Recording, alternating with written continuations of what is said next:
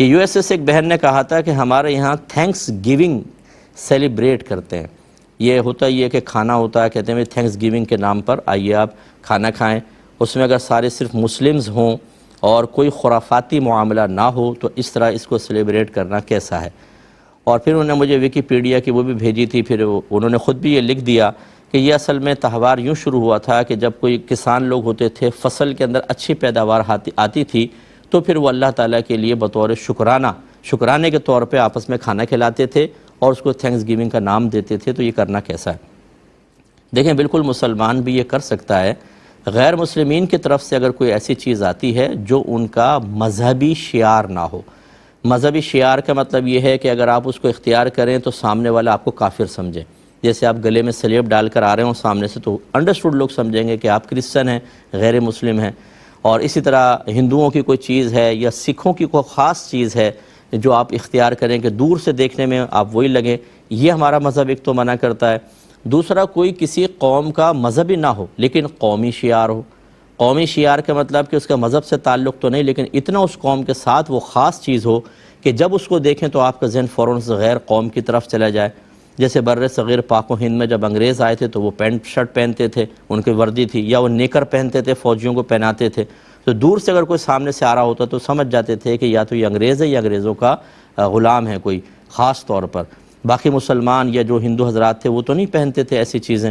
لیکن پھر یہ بعد میں آہستہ آہستہ رائج ہو گیا. تو وہ اس زمانے کے اعتبار سے دیکھیں یہ قومی شعار تھا اس زمانے میں انگریزوں کا، کہ دیکھیں تو فوراً انگریز کی طرف ذہن چلا جائے.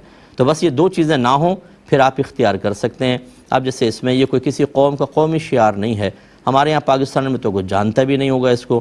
آپ کے وہاں اگر یہ معروف ہے بھی تو بہرحال آپ کر سکتے ہیں، کیونکہ یہ نہ کسی قوم کا قومی شعار ہے اور نہ حقیقتاً یہ کوئی مذہبی شعار ہے.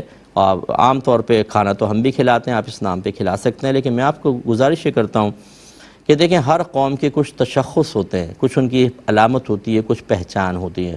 آپ اس پہچان کو اپنے بچوں کے اندر پختہ کریں. اگر آپ ان چیزوں کو سیلیبریٹ کریں گے، ہم آپ کو جواز یا عدم جواز کا ہی فتویٰ دے سکتے ہیں، لیکن اس کے کچھ اثرات بچوں کے ذہنوں پر مرتب ہوتے ہیں. جب آپ وہاں کے معروف کسی ایک ایونٹ کو اختیار کر کے اپنے گھر میں لے کر آتے ہیں جس کا حقیقتاً مذہب سے تعلق نہیں ہوتا، تو بچوں کا ذہن بنتا ہے کہ دوسرے ان کے ایونٹس کے اندر بھی ہم شریک ہو سکتے ہیں اور دیگر معاملات بھی ہو سکتے ہیں. اس طرح آپ تو چلے جائیں گے، پھر اولاد نے کچھ یہاں سے لیا، پھر یہ اگلی نسلوں کے اندر اور غیر محتاط ہوں گے، اس سے اگلے نسلیں اور غیر محتاط ہوں گی، اور آپ یہ دیکھیں گے کہ پھر دوسروں کے مذہبی شعار بھی اختیار کیے جائیں گے اور مسلمان کی اپنی شناخت اور پہچان بالکل ختم ہو جائے گی. آپ کوشش حتی الامکان یہ کریں کہ اپنے گھر میں کھانا کھلانا ہے نا آپ کو، کسی اور مذہبی نام پہ کھلا لیں، ایصال ثواب کے نام پہ کھلا لیں، ویسے چلے آئیں جی، خوشی بڑھے گی، پیار محبت ہوگا. تو یہ باقی جائز ہے، میں نے آپ کو سمجھا دیا، لیکن اس کے منفی اثرات اذہان کے اوپر، ذہنوں پر اور بچوں کی تربیت پر مرتب ہو سکتے ہیں.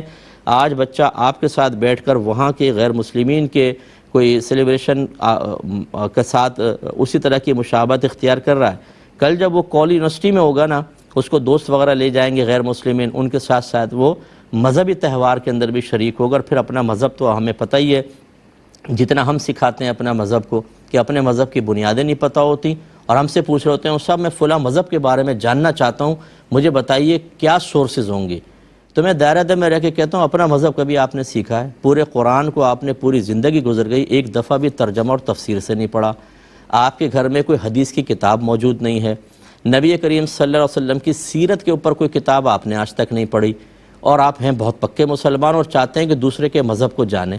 اپنا مذہب تو جان لیں تاکہ وہ تعلیمات آپ کے ذہن میں ہو کہ جب دوسرے کے مذہب کو جاننے کی طرف آئیں اور اس سے کچھ منفی اثرات آپ کی طبیعت یا آپ کے ذہن پہ مرتب ہونے لگے تو آپ کے ذہن میں موجود آپ کے مذہب کی تعلیمات اس کو روک دیں، اس کے منفی اثرات آپ کی ذات تک نہ پہنچ پائیں.